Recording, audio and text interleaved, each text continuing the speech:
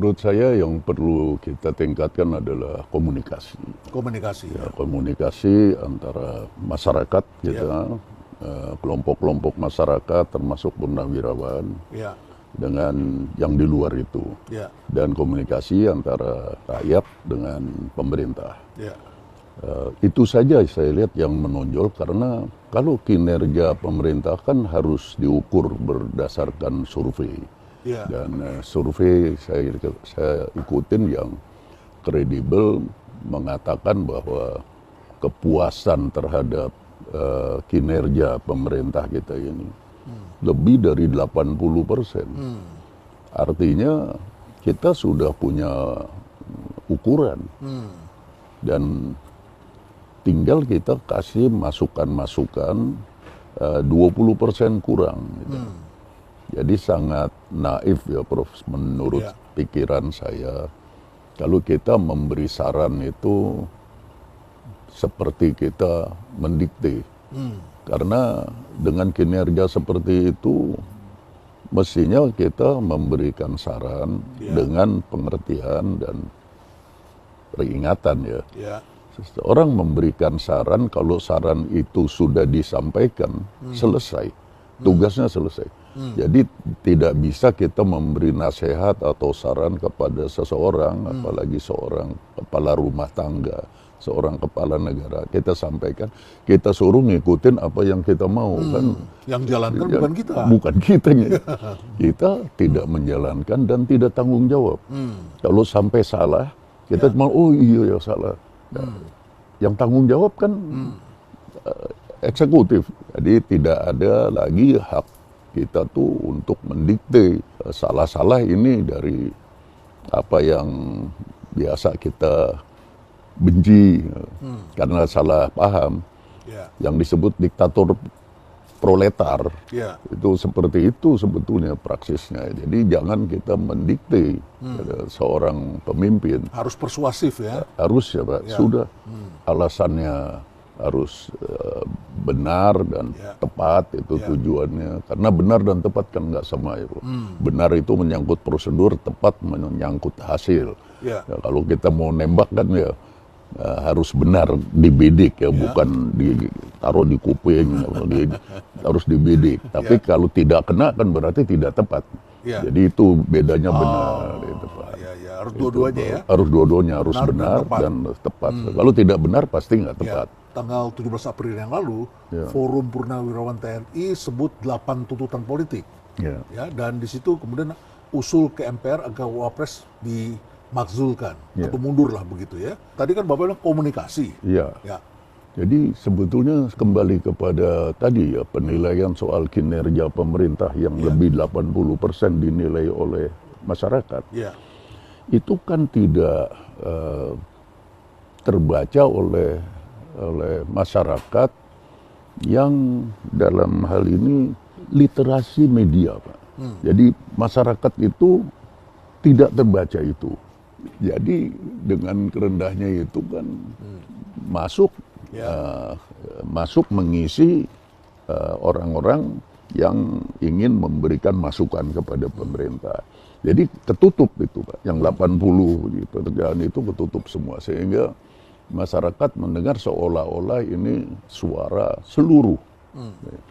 Padahal itu kan diluruskan oleh PPAU duluan ya, tanggal 21 PPAU saya baca, PP Angkatan Darat, Persatuan Purnawirawan Angkatan Darat dan Angkatan Laut tanggal 28. Padahal Pak, pernyataan itu kalau Prof. Reynald baca lagi tuh bulan Februari. Oh, bulan Februari, bukan 17 April? Bukan, diputar lagi 17 April. Nah, kalau sesuatu peristiwa diputar tidak sesuai dengan konteks dan waktu, kan namanya hoax. Tempo hari Prof. Reynald tanya saya bedanya simulakra dengan hoax. Simulakra barang tidak ada diada-adakan, toh masyarakat percaya. Ini barangnya ada, hanya waktunya udah nggak cocok. Jadi ini kan hoax namanya. Jadi itu suasana sebelum bulan puasa ya? Sebelum Februari. Keasliannya sudah tidak relevan. Kenapa? Karena saya dipanggil Prof. Renal Kasali ke sini kan untuk menyampaikan persepsi saya sebagai orang yang pernah bekerja di intelijen. Jadi saya lihatnya dari intelijen. Kalau dari intelijen, Prof, perbedaan ini sesuatu hal yang tidak biasa. Berarti ada yang main. Karena kenapa tidak waktu itu ramai? Waktu itu muncul pernyataan tidak ada yang ribut. Ributnya kenapa 2 bulan kemudian? Berarti harus diselidiki oleh intelijen, ini ada yang main. Dan kalau ada yang main ini saya jadi curiga, karena saya kira kan intelijen para fungsioner sekarang pasti lebih pintar lah, karena lebih tahu kan, karena masa lalu dengan sekarang kan beda, tantangannya beda, idealismenya. Cuma saya punya pengalaman saja, khusus untuk masalah dibubarkannya USAID oleh saya terima kasih ke Donald Trump. Khusus ini. Oh, Bapak terima kasih. Terima kasih. Karena USAID itu ada 4 orang mantan CIA kerja di situ. Jadi tidak mungkin dia bekerja itu tanpa ada alasan karena dia seorang mantan. Kenapa mesti dia? Apa tidak ada orang lain gitu? Jadi Bapak melihat, membaca ini seperti ada peran intelijen di dalamnya? Ada. Saya baca ada. Jadi saya sangat bersyukur semisalnya belum dibubarkan sama Donald Trump. Dia masih di sini, ini dia langsung manfaatkan. Oh, penggalangan berjalan. Iya, saya langsung bisa tunjuk dia nih. Gitu. Karena ini kan saya kenal orangnya yang suka main di PLTA yang saya tahu di Sumatera. PLTA itu pembangkit listrik tenaga air. Itu diganggu terus. Yang ganggu ini. Jadi kan orang asing. 4 orang. 4 orang itu orang, dan Bapak sudah mendeteksi mereka CIA. Iya, bukan memang saya kenal. Jadi sama-sama kita kan sama-sama saling memanfaatkan. Udah kerja di luar. Di luar saya bilang, kamu kenapa ganggu terus? Saya jadi ingat teman saya Colin Powell, dulu almarhum. Saya kenal sejak seniornya, saya kenal di Brazil. Itu dianggap hero itu di Amerika itu. Iya, Mas. Saya kan cerita soal NGO, soal LSM di Indonesia ini kenapa disetir-setir oleh NGO kamu. Dia tanya lebih dalam. Dia bilang to the point, saya bilang to the point, namanya saya sebut. Theodore Friend namanya. Jadi saya sebut. Dia meng-approach saya setelah saya pensiun. Jadi ini dia mau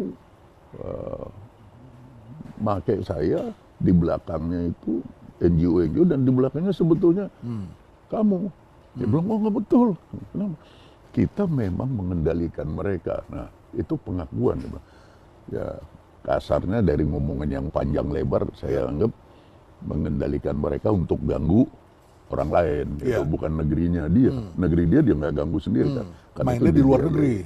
Gitu, Dia bilang ke saya, Hendro, yuk kendalikan aja, itu yuk punya NGO. Kendalikan. Karena kalau NGO yang Anda sebut tadi, itu sekarang perhatiannya sudah tidak lagi ke Indonesia, tidak lagi, tapi ke Afrika. Oh, Amerika menaruh perhatiannya ke Afrika. Afrika waktu itu, waktu saya masih ngomong itu. Jadi ke Afrika, jadi saya bilang terus, enggak lagi, ini kesempatan Anda pegang. Waduh, kesimpulan saya bahwa NGO ini emang permainan mereka. Jadi ini pekerjaan yang disebut pekerjaan kegiatan bawah tanah. Sebentar Pak, intelijen kok mainnya ke PLTA, ke pembangkit listrik? Dia kan selalu mengganggu, karena ini kan nanti akan men-trigger industri. Nah, industri. Dan itu ada kompetisinya di sana. Kompetisi, dia maunya kan harus dari dia semua. Ada sponsor berarti? Ada. Ini orang-orang kapitalis. Karena tidak jauh dari PLTA itu ada PLTA Batang Toru. Ada PLTA lain di Tapanuli Utara, ini di Tapanuli Selatan. Kok itu nggak ribut? Yang investasi dia, yang di sini yang investasi Cina. Jadi udah memang permusuhannya ke Cina sebagai kompetitor sudah sejak sebelum Donald Trump. Memang itu, hanya Donald Trump lebih. Jadi Donald Trump ini menghapuskan USAID dan pemerintah federal itu banyak sekali memangkas budget dan juga SDM-nya begitu ya, termasuk yang tadi begitu. Dan Bapak merasa bersyukur itu seperti itu. Khusus ini, yang lain tidak. Tapi kan mereka penggerak demokrasi sebagian besar juga. Jadi gini, demokrasi itu kan sesuatu yang etis, politik yang etis. Tapi dia diaplikasikan dalam wujud dua, praksis dan praktek. Kalau praksis itu kan punya nilai, mengandung nilai kebenaran, itu praksis. Kalau praktek kan tanpa nilai, bisa aja praktek dukun, praktek gini, itu kan urusan bebas. Nah, etika itu diterapkan oleh mereka, oleh adik kuasa ini, sebagai topeng. Jadi seperti USAID itu topeng, seolah-olah etis, menolong, membantu. Tapi di belakangnya itu praktik. Yang semaunya dia, mau baik, mau tidak baik. Nah, padahal kalau dari disiplin etika, harusnya praksis. Praksis dari berbasiskan nilai-nilai. Berbasiskan nilai. Ya. Nah, saya lihat kan seperti Butros Ghali pernah. Sekjen PBB waktu Sekjen itu. PBB dari dulu. Mesir kalau tidak salah ya. Iya betul, orang Mesir tapi jadi sekjen PBB. Kalau nggak salah tahunnya 1992. Iya 90-an itu. 90-an, dia 92, 4 tahun ya dia. Dia kan bilang di negara demokrasi baru, yang harus diperhatikan organized crime. Karena itu subur di negara yang sedang dalam proses demokratisasi organized crime. Jadi kriminalitas terorganisasi alias preman. Dan ini harus diwaspadai oleh negara-negara yang sedang dalam proses berdemokrasi. Supaya matang berdemokrasi. Nah, ini premanisme yang ada di Indonesia ini,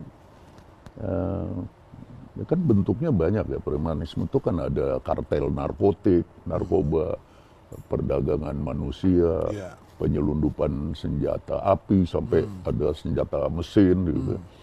Nah, kemudian keamanan. Sampai premanisme kampung begitu ya. Yang kampung, yang kampung dan kampungan. Jadi banyak sekali. Tapi sebelum sampai ke premanisme, Pak Hendro, saya ingin kembali lagi yang tadi Bapak bilang soal purnawirawan TNI tadi.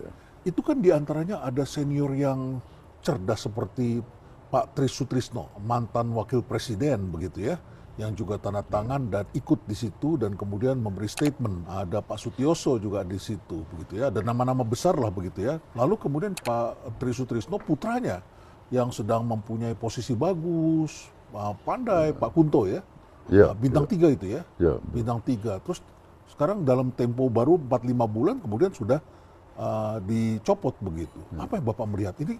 Buat rekonsiliasi, apakah memang bentuknya begitu politik? Menurut saya, Prof,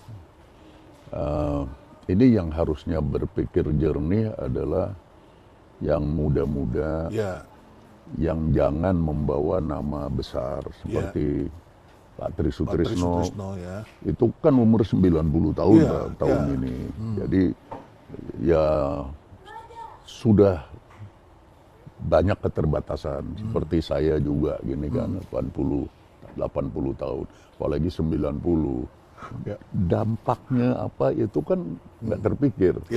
Kemudian kalau kita perhatikan orang-orang tua seperti saya sama teman-teman saya ini, ngomongnya kan diulang-ulang tuh. Makanya saya jagain Pak ini teman-teman biar ingetin saya jangan teman-teman hadir di sini ya, ngingetin itu ya. Itu juga kita lihat begitu mestinya ya kita sama-sama menjagalah. Jadi jangan sampai orang-orang tua kita ini diseret-seret kepada sesuatu pemikiran yang berbeda, yang bisa membuat mereka yang bertanggung jawab dalam hal ini administrator negara terganggu. Jadi kan Pak Prabowo ya pernah waktu itu bilang waktu kampanye kapan ya saya lupa tanggalnya, tapi ada ngomong bergabung saja sama saya atau jangan mengganggu. Saya kira itu artinya ya dalam ya. Kalau kita tidak mau bergabung ya jangan mengganggu gitu.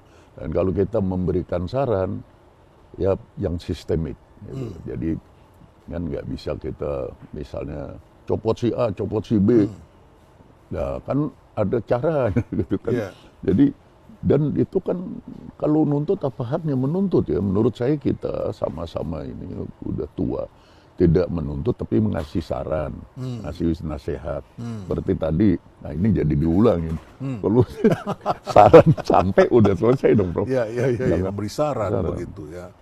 Harus tepat, harus cepat juga, cepat dan tepat. Ya, dan tepat. Waktunya juga prosesnya juga benar dan tepat. Maka itu komunikasi menjadi penting. Ya, betul. Presiden kemudian mengundang para purnawirawan itu datang ke istana kalau tidak salah, bertemu dengan presiden. Itu kan satu bentuk komunikasi sebetulnya. Ya, karena presiden ini kan peka, orangnya sensitif.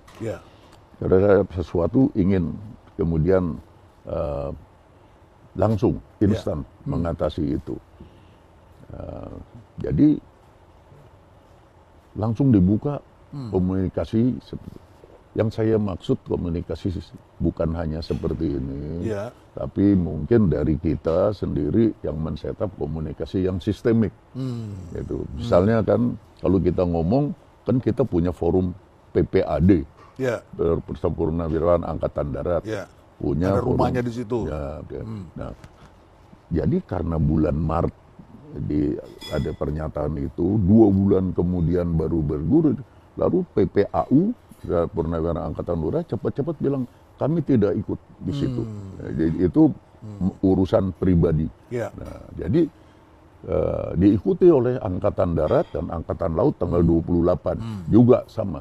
Kami tidak tanggung jawab itu. Itu pribadi. Nah, pribadi berarti kan dalam konteks ini tidak sistemik. Kalau kita ngikutin sistem mestinya kan lewat Angkatan Darat, Laut, Udara kan tentara-tentara ini. Yang polisi lewat PP Polri gitu. Namanya juga purnawirawan. Jadi masuk dalam sistem. Ya, tapi dalam situasi seperti ini tentu menimbulkan kehebohan begitu ya. Tentu ramai begitu dalam masyarakat dan kita masih ingat dulu waktu Pak Prabowo dan Pak Jokowi dulu juga tegang sekali setelah dulu Pilpres 2019. Lalu kemudian Pak Prabowo menjadi ditawarkan masuk dan menjadi Menhan. Itu kan rekonsiliasi ya, dan kelihatan sekali setelah itu kegaduhan berkurang. Keluarga TNI kelihatan sekali tidak lagi berseberangan begitu ya. Ya lebih tenang lah situasinya pada saat itu sehingga pemerintah bisa bekerja. Ya, terlepas dari kinerjanya bagaimana penilaian masyarakat, tapi terjadi rekonsiliasi. Kalau sekarang dibutuhkan nggak rekonsiliasi seperti itu, Pak Hendro? Memang begini, presiden kita ini sudah sejak awal mencanangkan selalu bergabung, bersatu, kita bersatu. Nah, menurut saya ini sangat relevan dengan keadaan dunia. Jadi geopolitik yang jelas kesana kesini yang cukup sulit untuk meramalkan apa yang akan terjadi. Dan saya katakan otak kita sering menipu ini, jadi menipu diri kita sendiri. Nah, ini kalau persoalan di dalam ini tidak terkonsolidasi dengan baik, bagaimana kita bisa ikut apalagi berperan menyelamatkan bangsa Indonesia dan tetap mensejahterakannya. Itu kan tujuan kita di era perang dunia dagang, perang dunia ekonomi dan finansial sekarang ini. Ini kan perang tuh. Kita ini dalam keadaan perang dunia, hanya bukan pakai bom, jadi nggak ada bom. Sifat perang berbeda nih kali ini. Beda, tapi kan kita bisa tiba-tiba mati kelaparan, tiba-tiba mati, nggak ada nakti. Tiba-tiba saling membunuh kita, bisa karena kehabisan makanan dan sebagainya. Benar. Homo homini lupus jadinya. Homo homini lupus. Manusia serigala manusia.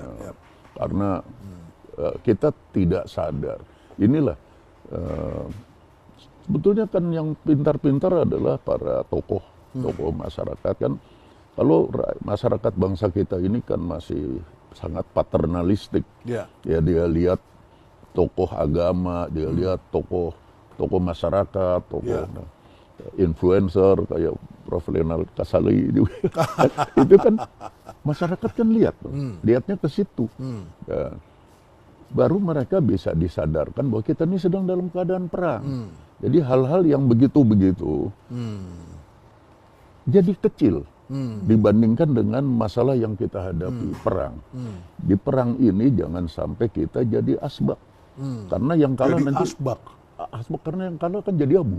Kita jangan mengganggu. Kita justru mendorong supaya pemerintah kita bisa berpikir jernih untuk menerapkan strategi terbaik yang dipilih. Di atas itu saja jangan, yaitu jadi pion di dalam geopolitik ini. Jangan jadi pion, kita harus memegang peran. Justru sesudah ini perang akan selesai, Bro. Saya ramalkan ini sekitar 6 bulan lagi. 6 bulan lagi. Perang ini udah reda. Harusnya kan kita memanfaatkan. Dramanya Donald Trump kira-kira akan Selesai, berakhir. Bro. Selesai ya. Selesai.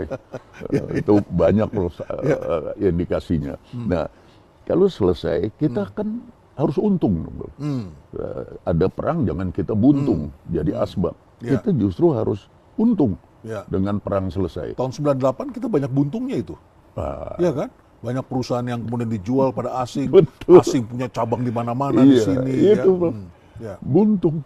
Kalau kita mau untung kan sekarang biar kita berpikir soal-soal ini, soal-soal yang tidak terlalu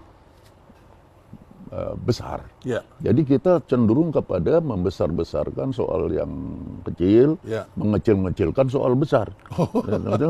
Perang dunia kan itu soal besar. Tapi kita nggak lihat. Remeh. Kita anggap remeh. Pak, tapi sebelum saya sampai ke Bapak prediksi 6 bulan lagi, saya pengen tanyakan itu. Tetapi sekarang itu ada efek sampingnya sudah terjadi. Apakah ada hubungannya konflik di Kashmir yang mengakibatkan India dan Pakistan jadi ramai begitu? Itu kan sesuatu yang juga menarik perhatian begitu. Memang saya kembali lagi tadi kan selalu cari situasi untuk bisa mengail. Jadi situasi itu harus dibikin keruh. India Pakistan kan musuh bebuyutan. Gampang sekali dibakar. Begitu dia lihat India masuk BRICS. India masuk BRICS malah menarik kita juga buka pintu buat kita ke BRICS. Nah, di situ mulai dia pinpoint ini sasaran. Sementara Cina sangat rapih ya. Rapi begitu. Sangat rapi Cina ya. Celahnya untuk dimasukin tidak mudah. Iya betul. Itu makanya saya lihat, wah ini bayangkan Cina itu menduduki posisi aliansi, nggak tahu sengaja atau tidak sengaja, tapi begitu hebat. Karena dia bisa jadi di tengah-tengah dalam konflik ini. India ikut BRICS, Pakistan banyak sekali investasinya Cina. Dari Cina, sahabat dekatnya itu. Sahabat, jadi dia menjadi nanti akan pegang bendera untuk perdamaian. Nah, mereka dua-dua akan jadi benci sama Amerika setelah tahu seperti Gaza. Karena bertempur sendiri, perang sendiri. Jadi kalau India Pakistan tidak rapi, gimana kita? Kan kita juga termasuk kurang rapi, Pak Hendro. Atau kita sudah rapi? Waduh, kita warisan dari dulu sejak kita start reformasi itu memang tidak pernah rapi. Kita sedang merapikan tapi selalu saja apa-apa kembali dari nol. Keuntungannya pemerintahan kita yang sekarang serah terimanya mulus. Yang dulu-dulu kan nggak lanjutannya. Yang dulu-dulu nggak pernah mulus. Mana pernah. Jadi selalu kita lihat konsep-konsep di kepala pada para pemegang kekuasaan dari nol terus. Memangkrakan ya. Memangkrakan. Kayak kita beli bensin, dinolkan dulu. Dinolkan, benar. Nah, ini kalau sekarang smooth. Karena itu ada kesinambungan. Itu sebetulnya yang harus kita apresiasi gitu. Dan kita bantu kesuburan dari proses ini. Bukannya kita membesar-besarkan soal-soal yang ini sebetulnya tidak relevan dalam kita menghadapi perang. Gitu lah. Ini sekarang perang ini kan nggak ada yang bahas. Sekarang udah sampai mana? Udah sampai deket ke rumah kita belum? Gitu. Nah, ini masyarakat kan mestinya jelas. Saya ingin kembali sekarang yang tadi Bapak sampaikan. Bapak memprediksi perang ini berakhir 6 bulan lagi ke depan. Apa indikasinya? Karena begini, di dalam kepalanya Donald Trump dengan dia menduduki Suriah, dia bisa menghentikan perang Timur Tengah.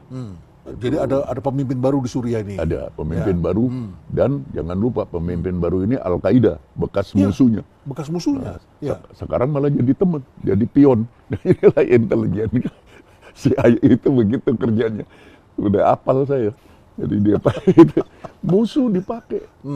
Jadi kan lawannya tidak menduga sama sekali. Ya karena Bashir ini musuhnya Amerika benar-benar ini kan. Musuh. Ya. Tapi Amerika pakai Al-Qaeda yang musuhnya dia, bukan dia sendiri. Dalam satu malam habis itu. Habis. Ya. Dia ambil ini, dia harapkan ini selesai. Ya.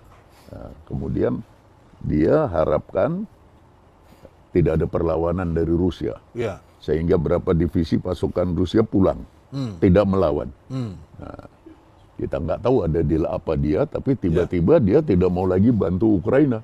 Berarti kan silahkan ambil, ya, supaya di sana selesai perang. Di sana selesai, Sini dia kuasai di sini. Ya. Di sini selesai, sini selesai. Tinggal musuh utamanya Kasian Cina. ya, kasihan ya Zelensky ini. Ya. Babak belur. Babak belur dia. Iya. Itu kan dia tidak ada teman abadi, nggak ada musuh abadi. Yang Tapi penting, Eropa kan juga bingung lihat Amerika seperti ini. sekarang Jerman juga kacau. Jerman, Prancis, Spanyol, mati lampu kemarin mereka. Waduh, iya, mati lampu. Itu sebentar lagi gimana kalau misalnya winter kan berat itu. Untungnya musim panas nanti. ini ya. Iya, ini belum terasa. Makanya saya hitung 6 bulan. 6 bulan itu aliansi semuanya udah pada balik kanan. Membalikin, jadi tidak ada lagi susunan bertempur dari Donald Trump.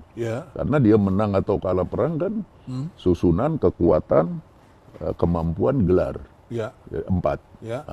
Susunannya udah nggak ada teman. Teman sama musuh kan Kanada teman dekat juga dihajar. Iya, sudah jadi lawan. Ini susunan marah dia. Udah berantakan. Padahal dia mau melawan Cina. Kekuatannya di dalam negeri aja dia dihajar terus. Dan di dalam negeri tidak percaya kepada strateginya dia. Dan ekonominya dia juga amburadul. Utangnya besar sekali. Besar. Dengan kemampuan, kekuatan. Nah, kekuatan dia otomatis tanpa susunnya dia sendirian. Sementara yang dia musuhin Cina kan sama Rusia. Tetap begini. Belum lagi kalau Korea Utara gabung. Lewat Rusia gabung. Ini berarti dari segi kekuatan. Nah, yang terakhir dan 150 negara yang dihukum oleh Donald Trump. Jadi semuanya sekarang merasa Amerika ini musuh bersama. Begitu ya. Musuh bersama. Jadi common enemy.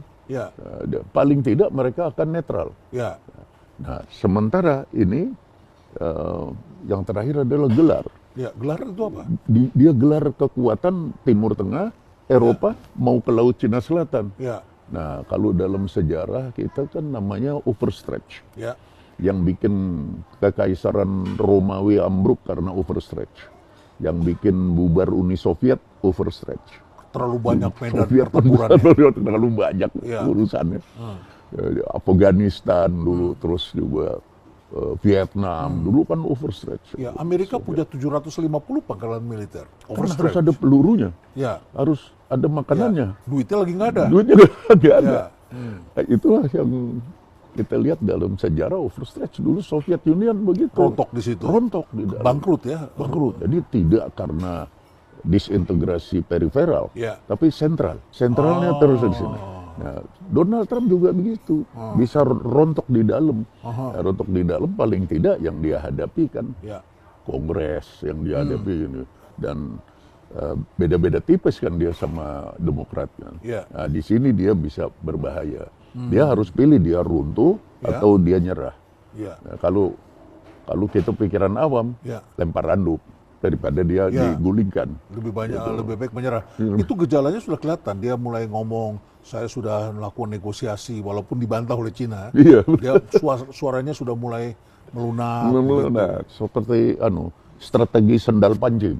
Gimana tuh, Pak? Sendal pancing kayak orang mancing. Tarik. Itu pasang lagi, tarik ulur. Jadi sepertinya coba-coba trial and error dalam strategi itu pantang. Dan itu pasti kalah. Itu pasti kalah? Kalah. Nah, kalau saya lihat sudah dari 4 hal itu aja udah repot. Dan dia kan terlalu sekarang mikirkan bagaimana caranya bisa mempertahankan sistem dia yang serba digital. Ya. Nah, itu paling empuk untuk Cina. Serba digital itu paling empuk. Karena Cina punya senjata namanya ASAT. ASAT itu senjata anti satelit.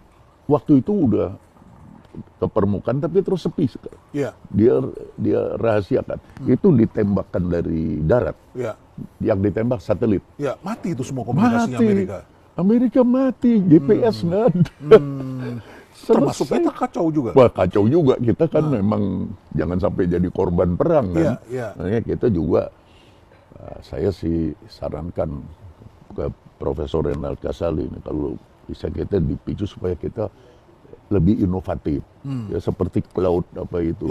Kita punyalah sistem. Jangan kita bergantung pada sistem global ini. Nah, kita ada cloud nasional. Jadi ada payung cadangannya begitu. Betul, ya. Kita punya backup-nya. Punya backup. Seperti Cina, dia cepat.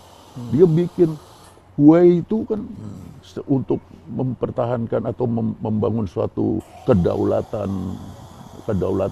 cyber, kedaulatan digital. Jadi kita juga perlu membangun kemandirian digital. Jadi cloud-nya juga cloud nasional. Jadi kalau itu udah kita buat, kita tidak tergantung. Amerika karena begitu terbukanya, kebaca semua. Ditembak satu-satu. Jadi data dengan cepat diambil oleh mereka. Diambil ya, baik. Kita memang kurang rapih ya sejak kita menyadari itu, banyak kurang rapi. Lalu kemudian premanisme sekarang sedang marak. Semua provinsi, kabupaten, kota yang daerahnya dikenal dengan banyak investasi, sektor ekonomi, itu merasakan kehadiran preman itu tiba-tiba sekarang sangat meresahkan. Banyak pengusaha yang mengeluh katanya karyawannya dibegal, diganggu, kemudian pabriknya juga diganggu. Preman bisa menutup perusahaan, bisa menutup pabrik, dan kita sekarang melihat terjadi keributan seperti itu. Apakah premanisme ini bisa juga menjadi sumber keributan masa depan? Kita ingat dulu kasusnya Ambon. Dulu itu kan pertikaian dua kelompok preman di Jakarta. Yang kemudian mereka begitu dipulangkan ke sana, bertempurnya malah di kampungnya. Dan kemudian antar kampung dan kemudian melibatkan agama pada waktu itu ya. Dan itu sangat banyak korban sekali di Ambon pada masa itu. Apakah premanisme ini ke depan juga tidak berbahaya? Menurut saya kalau seperti ini salah satu yang mesti kita benahi dari sekarang. Bukan begitu Pak Hendro? Mengenai preman tadi kan bukan hanya soal preman yang jaga-jaga tanah orang, bukan hanya preman kampung. Bukan preman kampung. Tapi narkoba dan sebagainya. Narkoba dan lain. Jadi memang itu yang menyelesaikan. Kita ambil contoh kita supaya lebih fokus, kita yang akhir ini jadi ramai kan soal Hercules. Ini kan hanya sebagian dari bentuk premanisme. Dia hanya keamanan aja. Ini sebetulnya relatif lebih mudah dibandingkan dengan premanisme yang broad spectrum tadi itu. Jadi perdagangan orang, judi, pencucian uang, kemudian narkotik dan sebagainya. Itu yang berat. Saya kira pada tahun 90-an ya, kalau saya nggak salah, Jepang mengalami hal yang sama terhadap Yakuza. Penyelesaiannya dulu oleh Yakuza. Yang pertama adalah selalu hadirnya pemerintah. Jadi menang. Karena ini kalau tidak hadir, seperti zaman perang, akan melahirkan banyak sekali warlord. Gitu pun ini. Kalau tidak hadir, akan diisi mereka. Dan hadirnya begini, Bro. Kalau Yakuza yang saya perhatikan, dia punya regulasi khusus terhadap Yakuza. Tidak bisa kita misalnya gantungkan kepada KUHP dan KUH Perdata. Tapi premanisme ini harus diatur dalam sesuatu yang khusus. Karena tanggung jawabnya ini menyangkut bukan hanya pemerintah, tapi masyarakat. Masyarakat tuh jangan memanfaatkan, gitu. Harus menolak. premanisme. Apalagi premanisme kampung kan tinggal ditolak.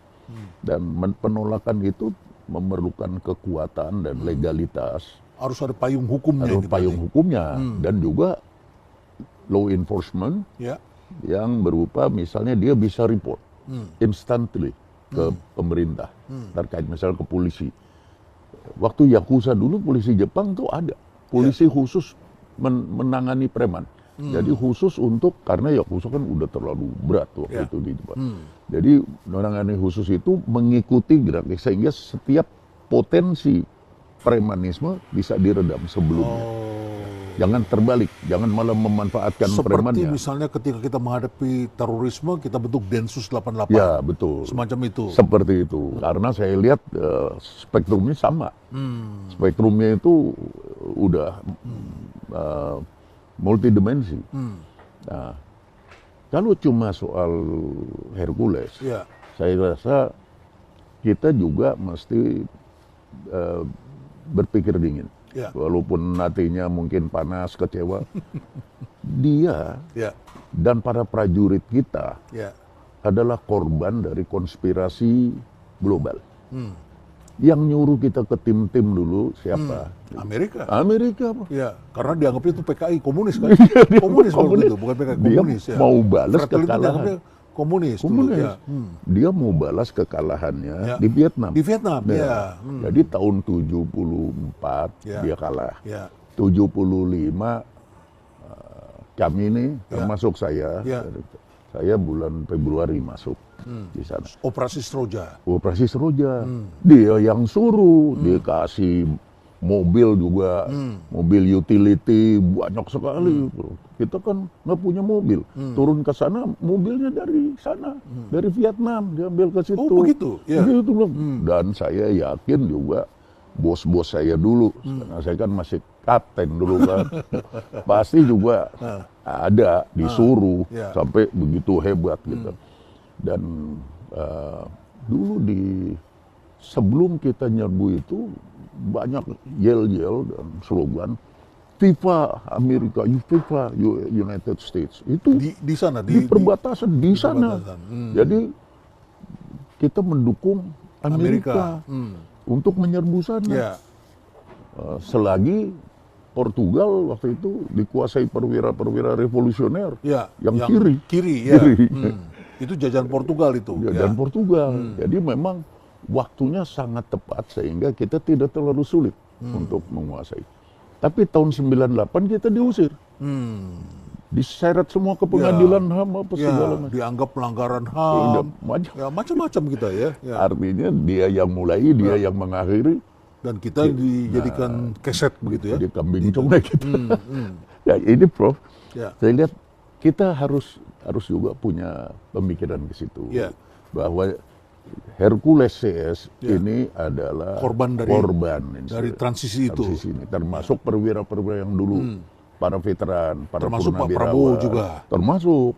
Ini semuanya kan korban konspirasi internasional. Kita jangan lupa itu. Nah, kenapa kalau sekarang dinilai meresahkan dan lain kayak begini, berarti kan masalah pembinaan. Sebetulnya kan bekas teroris, lalu ini bukan bekas teroris, ini bekas pahlawan. Nah, yang sebenarnya harus kita bina secara sistemik. Tidak diberikan tempat, tidak punya pekerjaan, harus mencari makan sendiri. Padahal Prof dulu dia waktu di Timur dulu, sebelum Timor Leste, dia itu kita percaya pegang kunci gudang senjata dan peluru. Seperti itu? Dia yang pegang kunci. Jadi kita saking percayanya. Jadi orang yang begitu percaya sekarang berbuat apapun misalnya kesalahan jangan dibunuh dong. Jangan dibunuh. Walaupun pembunuhan itu perdata, dia semakin diam. Lalu nasionalisme dia langsung padam. Itu aja, bukan saya mau bela. Tidak, saya tetap anti premanisme, tapi kita kan punya hati nurani. Kalau cuma Hercules soal kecil, kita kan mikir perang dong, perang global. Kalau soal ini kan kecil. Jadi siapa yang harus membina ini? Mendagri atau siapa? Menurut kita masyarakat. Pertama harus bisa menerima dulu cerita ini. Kemudian harus bersama-sama kita mengatasi premanisme seperti ini secara sistemik. Pertama seperti saya cerita contoh Yakuza Jepang gitu. Masyarakat kan kalau ada kejadian dia langsung lapor ke polisi. Polisinya juga polisi kita memang didik khusus untuk itu. Nah, dia harus lapor seperti misalnya ada sistem pelaporan yang instan, CCTV dan lain sehingga masyarakat bisa lapor dengan cepat, negara hadir. Saya ingin lapor ke Prof. Renal. Teman saya dari dulu saya di Lampung punya teman lama nggak ketemu, saya ketemu dia di Australia. Saya tanya, di Australia kamu kerja apa? Saya invest, saya buka bikin mall, properti, bikin mall. Nah, ini sekarang saya jadi ingat 8 hektar. Dia bikin rencananya ke pemerintah, pemerintahnya pemerintah daerah kan di sana delegasi authority, desentralisasi penuh. Jadi negara bagian. State. Nah, dalam waktu 1 minggu, izin selesai, semua beres. Kemudian datang polisi. Polisinya mengamankan itu untuk menjaga supaya jangan diganggu. Jangan diganggu. Jadi preman tidak bisa hidup. Kalau kita kan dari dulu nggak begitu. Kita preman yang datang masuk udah jadi gubuk-gubuk di dalam. Dan gubuk-gubuk dan meres-meres. Iya, minta uang kerohiman. Seakan-akan ada penghuninya. Nah, di sana, Prof. Kawan saya cerita, polisi yang datang itu dikasih minum aja nggak mau. Jangan. Dia ajak makan, kita ini di sini tugas. Baik, jadi itu seperti itu. Ada kan kalau lama-lama dibiarkan ini kan sudah menjadi seperti kanker. Saya sempat tanya sama dokter kanker tuh kayak apa sih? Begini, itu di kemo itu nggak rontok itu. Kenapa? Karena dia bukannya ini misalnya di tubuh kita, bukan dia nempel di sini, tapi dia menjalin dengan organ tubuh kita, sehingga kalau ini rontok di kemo, maka ini jatuh semua dan bagian tertentu itu bisa rusak begitu. Sekarang kita saksikan, ini kan masyarakat sudah bergabung menjadi anggota preman-preman ini. Masyarakat tidak punya pekerjaan, butuh jadi tukang parkir, bergabung dengan organisasi itu.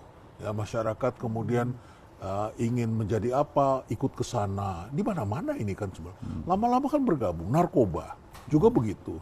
Saya pergi ada satu kampung di Kalimantan Barat, di tepi sungai begitu ya, ada masjid besar, kampung begitu. Itu ibu-ibu jualan narkoba dan melindungi para pedagang narkoba. Bahkan mereka ikut jualan narkoba, ibu-ibu di situ begitu. Dan di situ ada ulamanya juga, ada yang memberi backup gitu ya, kayak seperti itu. Dan kita ketahui ini kan ada beberapa kampung di Jakarta juga begitu, jadi tempat peredaran narkoba. Masyarakatnya terlibat. Ini sudah seperti jalan jemalin sel-sel kanker di dalamnya. Kalau ini ditarik, ini bolong ini tubuh kita ini begitu dalamnya begitu. Ya, saya seneng nih. Memang Prof. Renal Kasali ini di sini kelebihannya. Gampang dicerna. Memberikan contoh kanker. Prof, mengatasi kanker yang membunuh sel-sel kita, harus sel kita sendiri. Harus sel kita sendiri. Imunnya harus dibangkitkan. Imunitas kita. Sekarang kan banyak caranya. Pakai macam-macam pengobatan jenis pengobatan nuklir, keluarkan sel-sel kita, diproses di luar, dimasukkan lagi apa itu namanya stem cell, saya diremajakan lah pokoknya untuk hidup. Suruh lawan itu. Jadi yang melawan tuh sel kita sendiri. Jadi kasarnya kalau kita ngomong dalam satu teknik militer ini agen perubahan premanisme ini adalah dia sendiri. Jadi seperti kalau mau merubah ini mau merubah dari brengsek menjadi sesuai keinginan kita, suruh si Hercules bersihkan sendiri, betul kan? Ini yang saya sebut penggalangan dan operasi 4 sama. Jadi harus sama-sama hidup, sama-sama bekerja dengan Hercules. Harus sama-sama semuanya. Sama-sama hidup, sama-sama bekerja, sama-sama berunding, sama-sama berjuang untuk menghapuskan premanisme. Jadi bukan diamputasi. Bukan, suruh dia ngabisin sendiri. Seperti cerita preman berjubah. Jafar Umar Talib. Ya, pada waktu dulu itu, waktu konflik di berbagai daerah itu dulu. Ya. Seperti itu, Prof. Kita juga suruh dia sendiri yang berhentikan. Berhenti, kalau tidak kamu, saya punya blackmail. Jadi saya banyak sekali bantu, memang bantuan itu untuk menjebak dia. Sehingga dia, ya saya ada suara-suara, dulu kan netizen belum sekuat sekarang, tapi sudah ada. Dia bilang saya yang melihara itu Jafar Umar Talib. Tidak melihara. Ya memang kita harus empat sama itu. Saya hidup sama-sama dia, berjuang untuk bikin masjid-masjid dari dia. Tapi ada kelemahan dia selama saya hidup sama-sama dia. Korupsinya minta ampun. Tapi itu saya catat. Nah, itu yang saya pakai untuk memecah belah Laskar Jihad. Dalam ini korupsi, kamu pada dapat apa? Enggak dapat apa. Sehingga selnya bisa rontok sekali. Rontok semua. Itu caranya, Prof. Jadi premanisme ini harus strategik dan sistemik caranya. Kalau tidak, patah tumbuh hilang berganti. Karena dia juga korban ekonomi. Bukan hanya korban konspirasi itu. Ekonomi setelah dia ada di Indonesia, menjadi bangsa Indonesia, dia nggak kebagian kue apa-apa. Dia kan buntung, Prof. Kaki buntung, tangan buntung, Hercules itu. Mata sebelah. Ini karena membela Republik Indonesia. Saya bukan sekali lagi membenarkan dia, tidak. Tapi saya cuma meminta kita bangsa Indonesia ini yang terkenal, berakhlak baik. Lihatlah orang berkorban untuk Republik Indonesia sampai tangannya satu, kakinya satu, matanya satu. Sekarang dia jadi korban ekonomi. Bukan hanya termarginalisasi, dia nggak bisa makan. Yang bisa ya cuman mereman kan begitu. Gitu berarti siapa yang salah? Nah, kita harus letakkan ini pada proporsi etis. Sementara pemerintah terus berganti dan yang bisa memelihara sudah tidak ada lagi. Kemudian berikutnya lagi adalah pemerintahnya sudah orang lain lagi. Iya, berganti-ganti. Dan kalau teroris kita perlakukan pembinaan dengan istilah deradikalisasi. Sekarang kita kan harus juga punya konsep depremanisasi. Depremanisasi kan harus jelas. Dan kita tahu kalau agen perubahan itu kan juga di dalam, tadi contoh paling bagus cancer itu kan. Akhirnya kan sel kita sendiri. Berarti kita tidak bisa melepaskan ini pada Polri sendiri begitu aja ya. Polisi-polisi yang biasa ini nggak bisa. Bisa, Prof. Ini kan harus polisi yang khusus ini kan penyakit sosial. Ini satu social disease. Ini penyakit sosial. Jadi juga yang bisa menyembuhkan ini adalah partisipasi sosial.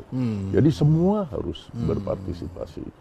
Kita bisa kok kasih makan masyarakat yang melarat itu. Buktinya bulan puasa tuh, tajil-tajil nggak digerakkan pemerintah, masyarakat udah taruh di depan rumah pemerintahnya nggak bayar. Iya, sama juga dengan pada waktu COVID ya. Masyarakat juga berpartisipasi untuk membantu semua saling bantu. Itu kan sama dengan perang dunia. Semua nggak ada yang ribut, nggak ada yang demo. Semua takut keluar. Ini juga perang dunia. Kenapa jadi masih demo, masih ribet dengan persoalan kecil?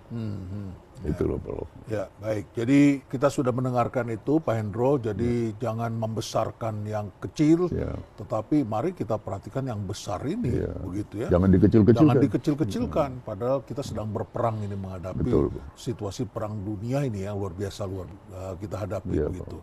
Jadi Pak Hendro memprediksi ini akan 6 bulan ini akan selesai karena kekuatan Amerika sendiri yang tadi susunan, udah kocar-kacir.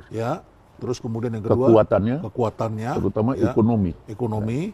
Yang ketiga gelar. Yang terus menyebar kemampuannya. Dan itulah yang mengakibatkan perang akan dihentikan sendiri oleh Amerika. Jadi kalau selesai perang, Amerika ada kemungkinan perang dalam pertempuran, tapi kalah dalam perang. Menang dalam pertempuran, tapi dia kalah dalam perang. Karena kalau kita baca imbangan daya tempur antara Amerika dan Cina, militernya dia kuat. Tidak tertandingi Amerika. Tidak tertandingi. Tapi kan doktrin dia kan sekali pukul. Ya. Jadi kalau orang tinju 1 kali pukul ronde ke-1 harus KO. Ya. Kalau tidak KO dia nggak bisa. Ternyata Cina ini nafasnya panjang ya.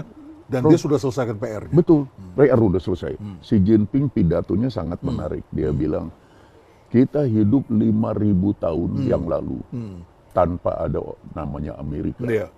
Dan kita adalah bangsa yang tahan derita.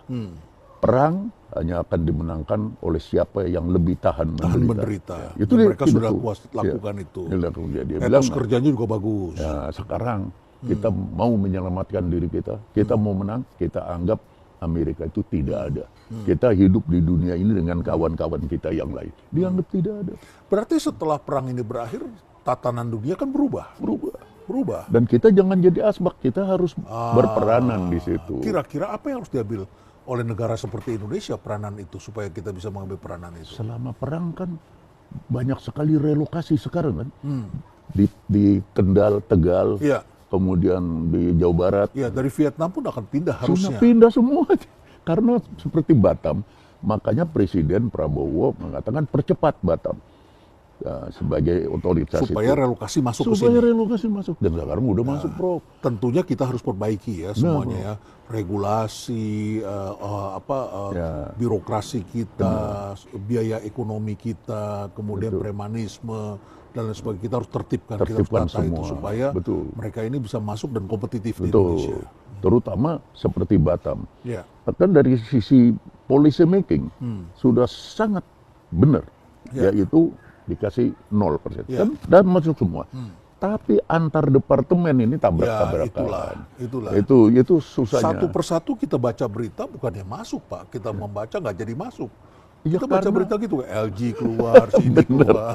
Satu persatu kan kita baca. Karena ini kementerian masing-masing kepengen rapotnya masing-masing biru, masa bodoh rapotnya yang lain merah. Kan nggak betul. Ya masing-masing hanya mementingkan ego sektoral ini ya. Ego sektoral. Itu masih sangat menonjol. Sehingga bisa polisi yang bagus dari pemerintah, pelaksananya jelek.